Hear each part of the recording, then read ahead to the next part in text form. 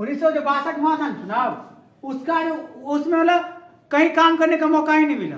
अब बताओ कहाँ, पहले तो 1962 युद्ध हो गया चीन के साथ, वहाँ पे आदमी काम करे कि यहाँ ध्यान दे, देश में ध्यान दे कि बॉर्डर पे, ठीक है, हो गया।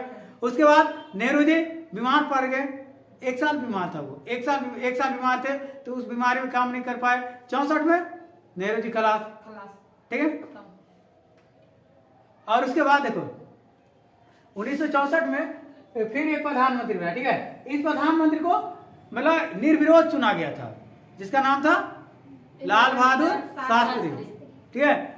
उस टाइम में 1966 में जो पार्टी अध्यक्ष 64 में वो थे के कामराज, ठीक है, के कामराज, ठीक है, के कामराज था।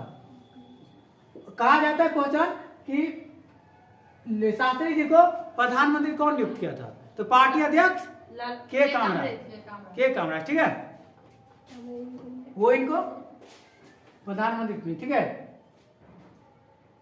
अब 5 साल कोई किसी भी देश में अगर काम नहीं करे तो वहां पर क्या क्या समस्या आएगा, बेरोजगारी आ जाएगा, खाने की समस्या उत्पन्न हो जाएगा, ठीक है, आपको विदेशी मुद्रा भंडार समाप्त हो जाएगा, ठीक है। 5 साल अगर आप अपने देश पर ध्यान, ठीक है, 5 साल अगर आप अपने देश पर ध्यान नहीं दीजिएगा उसमें क्या होगा, आप निर्यात यानी आप कुछ बेच भी नहीं सकते हैं, ठीक है, निर्यात में गिरावट, यानी जब तक कुछ बनाएंगे नहीं देश में तो बेचेंगे कहां से, ठीक है। तो ये सब हुआ तो वहां पे। अब यहाँ देखिए इंदिरा गांधी की सरकार शुरुआती फैसलों में एक था, ठीक है। और जो इंदिरा गांधी का जो पहला फैसला था इस सरकार का 1966 में, ये था रुपये का अवमूल्यन करवाना, ठीक है, यानी रुपये का त्वरीकरण, जिससे रुपया का भाव वैल्यू कम किया गया था। तो पहला वैल्यू कितना रुपया कम किया, कितना डॉलर का किया गया था, $1 बराबर 5 रुपया, ठीक है। ये पुराना डाटा याद रखना। अब बढ़ाकर 7 रुपये। अब देखो आगे है, देखो क्या लिखा है, आर्थिक स्थिति में विकटता के कारण कीमतों में तेजी से इजाफा हुआ। यानी देखो आर्थिक स्थिति जब लोगों का बिगड़ेगा तो किसी भी कोई भी सामान तेजी से उछलेगा, ठीक है। तो दाम क्या हुआ, तेजी से बढ़ना स्टार्ट हो गया इन सब का, ठीक है। उसका देखो लोग आवश्यक वस्तुओं की कीमतें में वृद्धि, खाद्य की कमी, बढ़ी हुई बेरोजगारी और देश की दयनीय आर्थिक स्थिति को लेकर विरोधी उतर आए, ठीक है। देखो क्या कह रहा है कि जब देश में देखा कि लोगों को खाने की समस्या हो रही है, ठीक है, उसके बाद खाने की समस्या हो रही है, बेरोजगारी जब बढ़ रहा है, तो विपक्षी दल थे वो इन सब मुद्दा को लेकर सरकार को निशाना करने लगे कि आप जो है इन सब मुद्दे पर ध्यान नहीं देता है। लेकिन एक चीज और था देखने वाली बात उस टाइम कि देखो कि 5 साल में देश उभरा ही नहीं था। 1962 से 67 तक में देश में जितना कांड हुआ था ना, उस कांड से देश उभरा ही नहीं था, तो देश में ध्यान क्या देगा, ठीक है। अब आगे देखो 1962 से लेके, ठीक है, 62 से 67 के बीच में देश में अक्सर बंद और हड़ताल की स्थिति रहता था, ठीक है। 1967 का जो आम चुनाव था उसके पहले देश में अक्सर बंद और हड़ताल की स्थिति बना रहता, ठीक है। अब ये चुनाव का विषय बन गया, संदर्भ यानी चुनाव का विषय। 1967 का चुनाव का विषय क्या था, तो विषय कैसा होगा ये देख लो। पहला होगा बेरोजगारी, ठीक है, दूसरा खाद्यान्न की वृद्धि करवाना, ठीक है, उसके बाद निर्यात पे ध्यान देना, क्या होना चाहिए, निर्यात पे ध्यान देना, ठीक है। उसके बाद मुद्रा भंडार इकट्ठा करना, ठीक है। तो इन सब मुद्दों के साथ अगला चुनाव लड़ा गया, ठीक है। आगे है गैर कांग्रेसवादी, ठीक है। ये क्वेश्चन 2017 में पूछा है, 15 में पूछा है और 19 में पूछा है, और ईयर पूछ रहा है, ठीक है। तो पूछा गया क्वेश्चन है ये कि गैर कांग्रेसवाद किससे कहते हैं, तो बताओ गैर कांग्रेसवाद क्या होना चाहिए।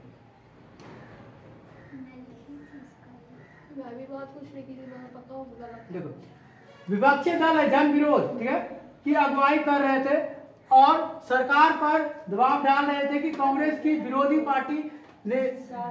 पार्टी ने महसूस किया कि उसके वोट बढ़ जाने के कारण ही कांग्रेस सत्तासीन है। यहाँ देखो विरोधी जो पार्टी थे ना, उन लोगों ने ये अनुभव किया कि हम लोग का वोट बट रहा है ना, इसीलिए अभी कांग्रेस क्या है, सत्ता में है। कांग्रेस क्या अभी सत्ता में है। अगर हम जो गैर कांग्रेस जितना है, जो कांग्रेस के विरोध में है, अगर हम सब इकट्ठा हो जाए तो क्या होगा, कांग्रेस हम लोग कांग्रेस में दबाव बना सकते हैं और कांग्रेस के हाथ से देश का सत्ता अपने हाथ में ले सकते हैं। ठीक है, तो उसे कहा जाता है गैर कांग्रेस पार्टी। ठीक है, जो दल अपने कार्यक्रम अथवा विचारों के धरातल पर एक दूसरे से एकदम से अलग थे हुए सभी दल एकजुट हुए और उन्होंने कुछ राज्यों में एक कांग्रेसी विरोधी मोर्चा बनाया और समाजवादी नेता, ठीक है, राम मनोहर लोहिया इस रणनीति को गैर कांग्रेसवाद का नाम दिया। अब कहा जाता है कि गैर कांग्रेसवाद का नाम कौन दिया था, राम मनोहर लोहिया। ठीक है, अब देखो, अब मान लो कि जितना भी था ना, जितना उस टाइम राज था, वहां सब पे जितना भी गैर कांग्रेस सरकार था, वहां पे एक मोर्चा चलाया गया गैर कांग्रेस के विरुद्ध कि आप सब जो है जो इकट्ठा हुए और इस बार जो कांग्रेस को हटाना है। ठीक है, इसके लिए लोग एक मोर्चा चलाए थे, उसका नाम था गैर कांग्रेसवाद। और ये नाम कौन दिया था, राम मनोहर लोहिया। राम मनोहर लोहिया कौन से नेता थे, समाजवादी नेता। कौन सा, समाजवादी नेता। ठीक है, आगे क्वेश्चन देखो, आगे है चुनाव का जनादेश। चुनाव का जनादेश क्या है, व्यापक जन असंतोष, ठीक है, राजनीतिक दलों के ध्रुवीकरण के इसी माहौल में लोकसभा और राज्यसभा विधायकों के लिए 1967 के फरवरी माह में चौथे आम चुनाव हुए। कांग्रेस को जैसे तैसे लोकसभा में बहुमत तो मिल गया था, लेकिन उसको प्राप्त मतों के प्रतिशत तथा सीटों की संख्या में भारी गिरावट आई थी। देखो, इससे पहले क्या था, इससे पहले जो 3 चुनाव हुए थे उससे भयंकर वोट मिलता था। ठीक है, इससे इसको भयंकर वोट मिलता था। ठीक है, अब देखो इसमें क्या होता था कि जितना सीट चाहिए ना, उसका लगभग 1/3 सीट मिल जाता था। ठीक है, और लेकिन इस बार क्या हुआ था कि उसको उतना ही सीट मिला जितना इसको प्रधानमंत्री बनाने के लिए चाहिए था। ठीक है, अब ये एकाएक इनके लिए एक झटका सा हो गया। ठीक है, एकाएक इनके लिए झटका सा होगा। क्यों, क्योंकि देखो, कोई भी आदमी मान लो कि 10th में मान लो कि 450 नंबर है। ठीक है, किसी आदमी का देखो, ठीक है, किसी आदमी का 10th में 450 नंबर है, और वही आदमी 12th में अगर 250 नंबर से पास करे, कितना बड़ा झटका लगेगा कि नहीं। सेम कांग्रेस का हुआ, पास तो वो भी आदमी कर जाएगा, लेकिन जिस हिसाब से पास होगा उस हिसाब से घर वाले समझे नहीं तो फेले वाले तो नहीं कहता है, तेरा पर पाई बर्बाद हम बोलेगा कि नहीं।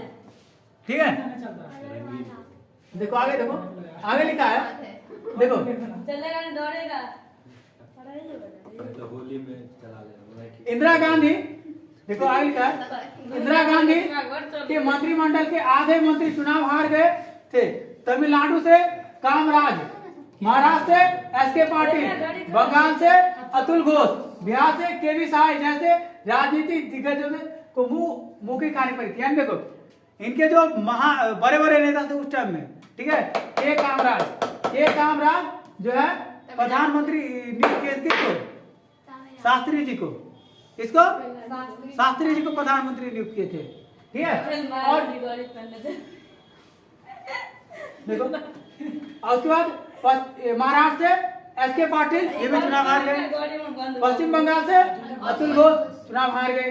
बिहार से केवी साई, ये भी चुनाव हार गए। इन सब दिग्गजों, ये सब अगर हार जाए चुनाव तो किसी भी पार्टी के लिए बहुत झटके वाली बात है। ठीक है, क्योंकि देखो, तुम एक बात दिमाग लगाओ, अभी मतलब जिस क्षेत्र से अमित शाह खड़ा होंगे सांसद के लिए, अगर उस क्षेत्र में अमित शाह हार जाए तो कितना बड़ी बात होगा।